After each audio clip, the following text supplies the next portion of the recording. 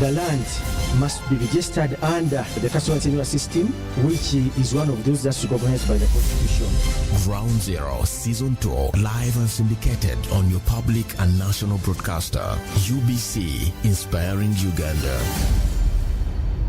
This is a health message. Tuberculosis is one of the most dangerous diseases, killing millions of people silently. Do not be statistic. Get tested for TB. TB is curable once detected and treated early. Warning: TB has similar signs and symptoms to those of COVID-19. Ensure you get screened for both should you get any of the symptoms. Your well-being is our mission. This message is brought to you by Ministry of Health and Global Fund.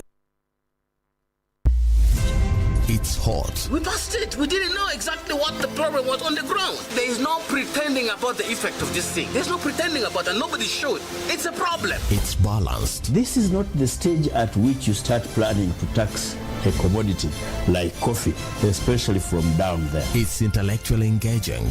The Constitution provides that the land must be registered under the Customer Tenure System, which is one of those that's recognized by the Constitution. Ground Zero Season 2, live and syndicated on your public and national broadcaster, UBC, inspiring Uganda. Hello dear listener, you're most welcome to this edition of Ground Zero. We are broadcasting live on 98 FM, UBC Radio. We're also live and clear on our sister radio stations, UBC Butebo on 96.9 FM in Bale, 98.4 FM in Soroti, 96.8 FM in Arua. We're also live and clear on UBC Western Nile FM on 98 FM in Arua.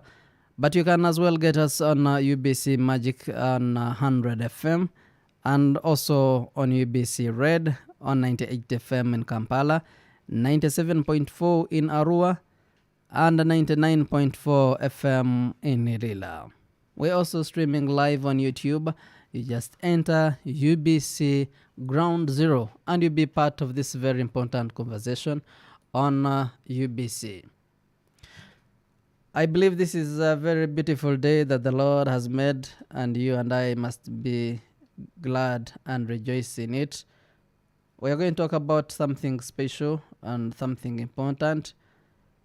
That is a serious concern to every Ugandan outside there, and all the people that are concerned about the development of this country. We're going to talk about Parish development model. People are expecting money. People have received money already, and others are still waiting. What needs to be done? How far have you gone in your parish? What is expected? What do you expect in this PDM? The government, the members of parliament, the ministers, the local councils, the district officials, everyone in Uganda in his or her own capacity is so busy with PDM. And many people don't understand what PDM is all about. Others are expecting this money to use it for different purposes, not meeting the purpose of why this PDM was created for. And others are calling it free money. Yet, the government officials and the government says it is a loan that is extended to the people of Uganda to develop themselves and transform themselves, and they pay back this very money. How you're going to use it, how you expect to use it, how you're going to use it is all going to be explained in this very edition of Ground Zero. But as well, you can be part of the conversation on 776-511-426, and you tell us what you think about parish development model. There is great and mass mobilization that is taking place in Uganda today by the ministers and other government officials. But we're asking ourselves in this edition of Ground Zero To what extent are Ugandans mobilized for implementation of the parish development model? You Ugandan who is listening from different corners of this country, how have you been mobilized?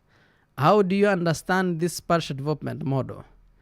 How are you going to benefit from it? And how are you willing to pay back this money? Do you know anyone who has already benefited? In the studios, I've been joined by Professor Twaha Ali Basamba Ateng. Is the environmental scientist coming from Makerere College of Agriculture and Environmental Sciences. Remember, PDM is targeting the parish, which we believe it is more into the agriculture sector, and is going to explain more about the PDM vis-a-vis agriculture and environment. We also have Dr. Patrick Msinguzi, is an expert in soil and land resources, also from Makerere University, giving them some time to greet our dear listeners. Starting with Professor. Thank you very much, moderator. First of all, I'd like to apologize for the fact that I came 10 minutes later. I hope you have forgiven me on that, but I'm sorry, we had some small traffic hiccup at Wandega and we came late. But nevertheless, we are here. And for our listeners in Western Nile, Lira, Eastern Uganda, Mbale, and Kampala, please tune in and we learn from each other. This is a learning process. And I'm sure by the end of the presentation, many Ugandans will have picked a leaf on the price what the price development model is about and how it can help to transform our smallholder farmers into a progressive force with that enters the money economy. Because what we want is our farmers to go into the money economy and move from the subsistence economy to the money economy. You're welcome. Thank you. Dr. Patrick. Thank you, moderator. I also want to thank you for this opportunity and good morning, our listeners. As already introduced, I'm called Patrick Musinguzi. I work with the College of Agriculture and Environmental Sciences at Makerere University, and where I teach in that college. We are happy to be here to share with you and to listen from you, especially about this important government program on parish development model. Thank you. I am most welcome, our dear guests, and I believe we're going to have a very fruitful discussion. You know, we've been having political leaders or the politicians and different guests from the government, but we thought it important to be part of the learning institution in that you may enlighten the people of Uganda, educate us, since you are good teachers. Are you called teachers as well or lecturers? You prefer the other one. So we want to learn. As you said, indeed, we want to learn how this PDM is going to help.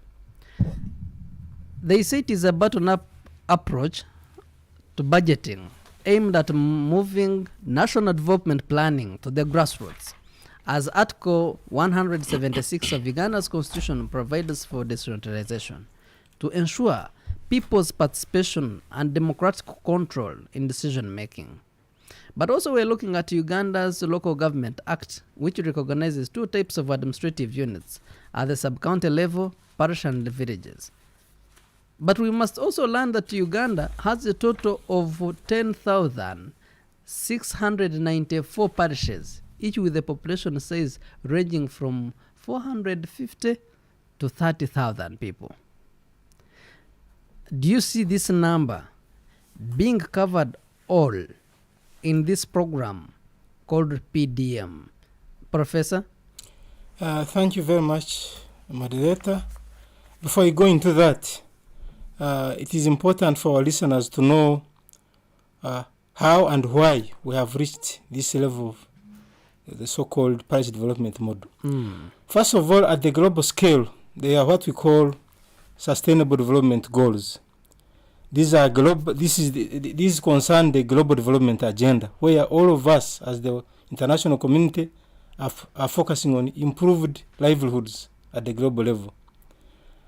So, but of course, the global level is a big scale. We cannot all be there. So what continents have done is that they have come up with their own visions, but directly related to the Sustainable Development Goals. There are about 17 goals, which I will not go into. So from there, we have what we call the Africa Vision 2063, but even that is still too far from us. So East Africa has a vision called East Africa Vision 2050, but still we can't be there. But we are still following the Sustainable Development Goals. So from there, we have what our Vision 2040, from which we have extracted actually the national development plans. We have already covered National Development Plan 1 and 2, and now we are National Development Plan 3, which will run from the year 2021 to 2026. But even within the National Development Plan 3, the NRM government has extracted what we call the NRM manifesto. So you can see the alignment I'm talking about. So from the NRM manifesto, we go to the National Development Plan, then Uganda Vision 2040. We can see where we are heading as a country. So the Parish development model is actually part of one of the promises that the NRM government promised the people of Uganda, that they will deliver them from subsistence economy to a money economy. And so it is actually a government program meant to involve all, irrespective of how you voted and where you voted from. As long as you are Ugandan of a certain economic status, which we are going to discuss later on, you are entitled to this money. So I believe this is a very practical multi-sectoral strategy for transforming our smallholder farmers from a subsistence economy into the money economy, so that everybody can have something in the pocket at the household level. And it's not only the pocket, but you must have enough resources and production to meet the demands of the homestead, but also be able to have some money to save to develop yourself, so that you have all the other basic needs and you live a comfortable life. And slowly but surely, we shall be there. Remember when I was here last time, I was complaining. I said they are giving us very little money, 17 millions. And I was praying that once we get 100 millions, we can transform this country. And I'm happy that this has come true. But let's start from there and then we see what happens. Okay. Thank you. Maybe I would love to have a background or a simple explanation about your college and how you're connected to PDM. Someone might want to run to you sometime. Yeah. Thank you very much for that reminder. In fact, I should have talked about it, but we came with a lot of things to talk about. But I'm here on behalf of Makerere University. And as a university, our mandate is to teach, to do research, and engage communities for development, really. So we are also very happy that this Parish development model has come, because it will engage in terms of teaching. For example, we do what we call internships. This is an opportunity for us to engage our students in the Parish development model through internships. We do research. Members can go in and do research on markets and production issues, processing issues, post-harvest issues. So universities are really very important in this process. But I don't know at what point we shall be called in, because we have not been invited officially. But I know this is an opportunity for universities. We have very many universities, regionally based. And since this is a national program, I thought that this is a time to engage our universities into this learning process to help our local communities benefit from our experience and knowledge. Okay. Thank you. Patrick, what is that department known as Soil Land Resources at Makerere? Thank you. Yes, we come actually from the Department of Agriculture Production that has the soils unit. We have also the crops unit, We also have the animals unit. So we actually in a department which deals with the production of most of the issues we deal with as people in Uganda. So basically, we actually believe with the PDM approach, the parish development model, we have a lot to offer as a university, especially in trying to integrate our technical capacity and skills, especially in improving productivity, especially per unit area of land, and also trying to identify the most suitable commodities or crops, or trying to really establish the best kind of enterprises that communities can be involved in these parishes to maximize productivity. So yeah, there could be some good integration between the university and the parish development model. As experts and technocrats, how are you understanding this model, parish development model?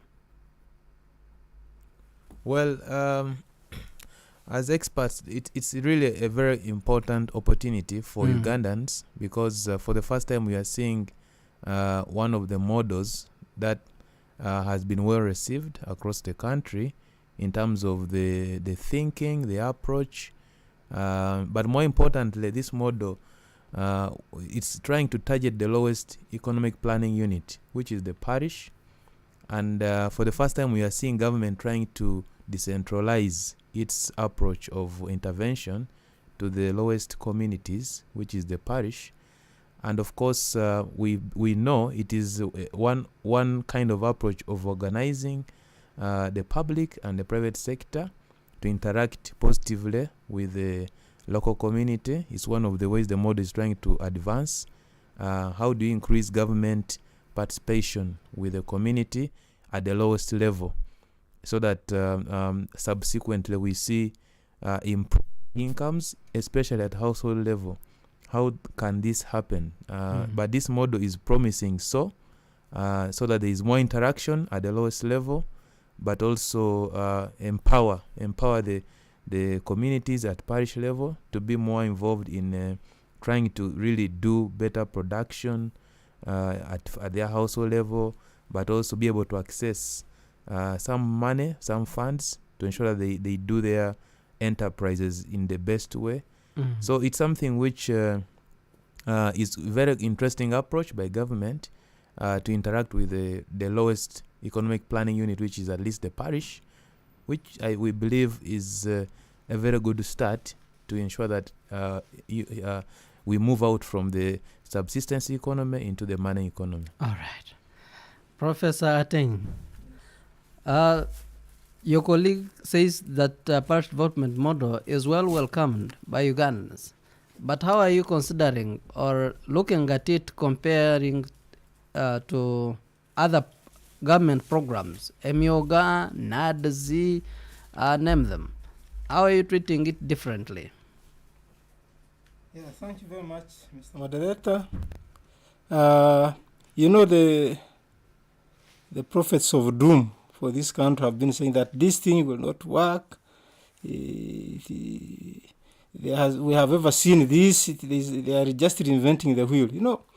If you look at programs like Entandikwa, Prosperity for All, Wanabagagawale, Youth Livelihood Program, Operation Wealth Creation, NADS, Yoga, all these programs, for me, I personally think these were sort of exclusive in a way. Because if you look at the Youth Livelihood Program, it was targeting the youth only. So that means for us, the elderly, for example, are out. If you look at Myoga, it's the same thing. You just go to a group of people, empower them, and then you go away. But this is different. The other time it was more or less like top-down approach. But this time it is bottom-up, and the bureaucratic layers have been reduced. For example, now, all the money will come directly from the Ministry of Finance to the parish level. When you collapse those bureaucratic structures, you reduce chances of fraud. And therefore, the people will get the money at least directly from government, which is a positive as far as I'm concerned. And therefore, this program is unique in the sense that people are going to interact with government directly, no bureaucracy, there's limited bureaucracy, and I think this is the chance really to reach down to the man at the bottom there, because I'm informed that this money is supposed to go to the poorest of the poor, and through the Parish Development Committee, these people should be able to identify an inch directly. Yes. Okay. Patrick, let's look at the organization. Let's look at the mobilization. To what extent are Ugandans mobilized for the implementation of the parish development model? Yeah, thank you, moderator. Actually, the Ugandans are actually very receptive about this model, first of all. At least we've not had a lot of reactions in the negative angle. Well, there have been concerns I've had in media of people getting concerned about the model and the approach. But overall, the communities are positive about it. So the Ugandans actually are I think since it's just starting, we are just starting the process of really engaging communities. The level of mobilization has just started among the communities. What we know, what we are hearing is that there has been, I think, efforts by different players to reach out to our to districts, to parishes, to communities, and try to sensitize the Ugandans about the model. So presently there is really an effort to sensitize so that communities understand the whole concept of this model. And of course, I think that's the stage, since we are all receiving this for the first time in this season and timing. We hope that maybe in the next few months or days or weeks, I think every Ugandan should be able to know about this model. But I believe there is a effort to ensure that we are mobilized as Ugandans to know about the model. And I think it's a good right start, a good step to mobilize and sensitize about this model. And then I think then we can be able to access the services when we are well informed. When actually one of the pillars in the model, I think, includes some bit of really mindset change and understanding these aspects. So I think we're on track to first be sensitized, and then people can start accessing funds from an informed point of view. Professor Ten, is the mobilization really effective? The mobilization I'm talking about, the mobilization done by the ministers, the MPs, and government officials. Do you see it being really effective? Yeah, before I even go there, I want to tell Ugandans, especially those ones listening to us right now, that people are negative about it, which is wrong. So I request my fellow citizens to first of all embrace, because the government is committed to implementing this program. First of all, to answer your question directly, first of all, there is this Parish Development Model Secretariat. They have been doing a lot of things as a secretariat, and I think that is commendable, really. Then from there, for the last 1 week, ministers and MPs have been sent out in the field since their constituents down there. Because this is a program for all Ugandans, irrespective of your political affiliation. And I think government has done its best as far as I'm concerned. I saw the other day, even in Kampala, the ED, KCCA was there, the Prime Minister was there. That means that there is that commitment from government. And once there is commitment and everybody is on board, I think we should be supportive of this program so that our people can see the impact. After all, this is something that the government promised in their manifesto. So in the next 3-4, by 2026, we should see positive results so that people can vote NRM again, because this is the promise of the NRM government to the people of Uganda, and we have delivered. You can see we have started. We are not doing anything in darkness. Everything is done in broad daylight. Everybody is participating. It's only the prophets of doom that are negative about this. And I think this is a culture we should stop.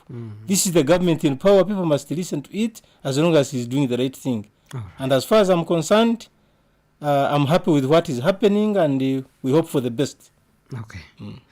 Who should mobilize Ugandans? Who should mobilize the citizens, the beneficiaries of this country? The ministers, the MPs? Or you think, like me, that they should get experts like you from different departments to enlighten the people of Uganda about the parish development model? You see, this is a project of the government of Uganda.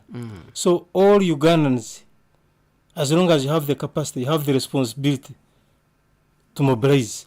But what government needs to do is to organize us. Let's get more organized, and we can get involved. For example, some of us are ready to go even up to village level if need be. All we need is to get organized, but we have the capacity. I know there are many Ugandans who are educated. There are many people who are willing to participate in this exercise. All we need is to get them on board. And I can assure you, as key stakeholders, we shall do the job. Patrick, why is it that some parts in this country have not been influenced or moved by the PDM? They still hear it from like 1,000 and million miles. They think it is a Kampala or a district kind of program. Yet it is targeting the parishes.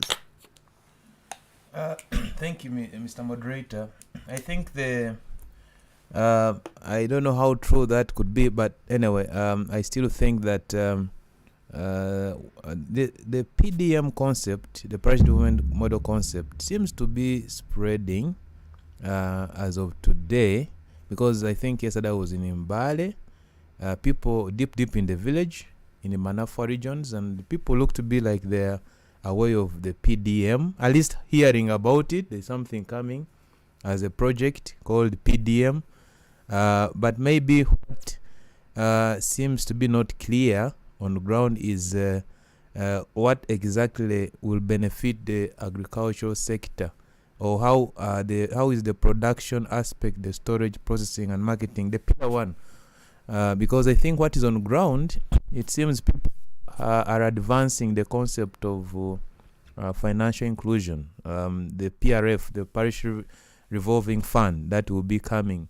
And I think somehow the whole up of the model in terms of really the 7 pillars, maybe there's need for more understanding and probably trying to prioritize because I think if you look at our farmers, majority of our economy is basically an agrarian economy. Basically, it's agricultural, and therefore, when you are addressing issues of parish development model, I think the government might have to get some interest in ensuring that probably they front issues of agriculture more prominently, especially on how the financial inclusion may benefit the production processes, the storage processes, the processing, marketing process, so that there is really a kind of inclusive engagement of everyone. So in the whole region of Uganda, all regions of Uganda, I think the PDM has reached, but the problem is maybe this understanding the pillars and what is the priority, but particularly how the farmer who is somewhere deep in a small village or small household, how are they directly going to benefit and improve their livelihoods into a money economy? I think that's where maybe the more sensitization could be more improved. Professor Ting, how do you see the parish development model in your own understanding and as an expert going to create job opportunities, which is our number one challenge in this country? Yeah, thank you very much. You see, the issue is to engage the poorest of the poor into this process, because as you know, the statistics show that 39% of our people actually live in subsistence. So we need to engage these guys into a money economy. And how do you do it? Look at their most pressing needs. Then after that, see how to help them to have their projects done. For example, here they are going to give 1 million per homestead. But I still believe this is little money really. But it's better than nothing, because there are people in the villages there who can even spend 2 years without touching even 100,000. So I believe that as we try to get our people out of poverty, we need professionals to help them. We need to get our students through training, internships, as I've told you, onto the ground, and there are many opportunities there. Once we engage our people there, we can create opportunities for them to work as maybe to back up the extension service system, to help in this financial inclusion system. For example, I've heard about this information management system. We need people who have done ICT to go there. And I'm very sure these are interventions which can help even our graduates to get jobs. Because we need that technical and professional workforce to help our farmers through education and giving direct information to the farmers. So definitely there are opportunities there, and in a small way we can engage some people there. They will earn something and keep our farmers on board. Patrick, the PDM should help us draw some lessons from the past government interventions for supporting job creation. What do you think should be the concerns? Where should Ugandans, especially the beneficiaries, have their attention? That once you go this side, you would have messed up, and that will be the end of this money, and that would be the end of PDM. Yeah, I think we've been having quite interesting lessons in the past with different programs with many setbacks. Yeah, some levels of setbacks. It has been quite challenging. You know, when you are dealing with human beings, also it can be quite challenging. You bring a program, the way they receive it, you may not know how they are going to respond to the program. Sometimes we may not blame the government, but also I think this is something which now has come as an opportunity for really job creation. I believe, as Professor Twa has really clarified, that we need to be more organized. And one of the pillars in this model actually is to organize communities in the parishes. That is actually a main challenge. You know, if you are to do job creation, I think you have also to be organized in your field, in your farm, on your land. I think we have had the president also talk about the 4-acre model, the different models as a way to create the jobs. And I think this is the time for the parish development model to actually try now to monitor whether actually when the intervention starts, or if it has started, what are really the impacts in terms of job creation at parish level? Do we have really evidence that actually through the intervention of this model we are seeing more youths earning more money through what they have created as enterprises in their parishes? Do we see more money coming in terms of revolving and be able to actually get the loans and use the money very well? So it's something which we have to organize ourselves within the communities, monitor and evaluate whether there is impact in terms of job creation at parish level, which is doable if it is intentionally planned ahead of time. Professor Teng, we are talking about the setbacks suffered by the past government programs, and this happened because of the limited coordination